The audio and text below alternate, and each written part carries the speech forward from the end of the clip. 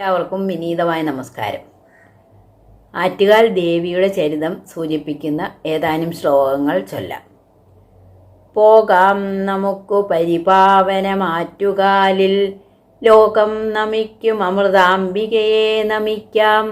ശോകം സമസ്ത ഭുവനത്തിനു മാറ്റുവാനായി, പൂകാം പദം സകലമംഗളമേകിടേണേ.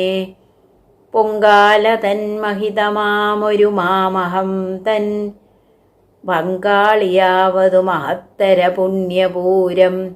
തങ്കും പ്രശസ്തചരിതം മധുരാധിനാഥൻ, പങ്കം ഹനിച്ചൊരു ഹരാത്മക ദേവിഭാവം. പാണ്ഡ്യൻ രാജാ മധുര നഗരം തന്നിൽ ദേശം ഭരിക്കേ, ദണ്ഡ്യൻ താൻ കോവിലനിധി വിധിച്ചന്നു നൽകി വധം ഹാ.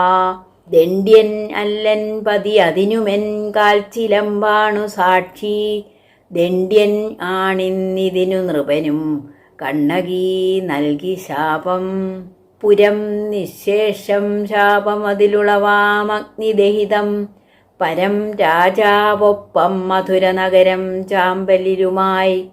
ചിരം പാർത്താളക്കണ്ണകിയുമനിശം ദേവിയെ ദൃഢം, വരം നൽകി ദേവി സ്വയമൊരു കുമാരീ സഹചരീ. പരാത്മദേവിയായ ബാലികാത്മസാത്മ്യ കണ്ണകി, പുരം വെടിഞ്ഞു സോദരി കൊടുങ്ങല്ലൂരു ദേവിയെ. ചിരം സമാശ്രയിച്ചു വാഴുവാൻ തിരിച്ചു കിള്ളിയാർ കരയ്ക്കണഞ്ഞൊഴുക്കുകൂടുമെന്നു കണ്ടു നിൽക്കവേ, ഒരാര്യയോഗി അക്കരയ്ക്കു കൂട്ടി ബാലദേവിയെ.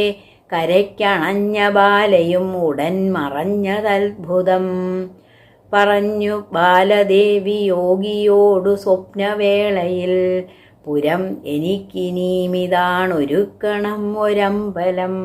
പാർശ്വത്തിൽ കിള്ളിയാറിൻ പ്രഥിത യശസ്സെഴും ആറ്റുകാൽ രമ്യദേശേ, മൂർത്തി മീനാക്ഷിയായും സഹജയതു കൊടുങ്ങല്ലൂരിൻ ദേവിയായും.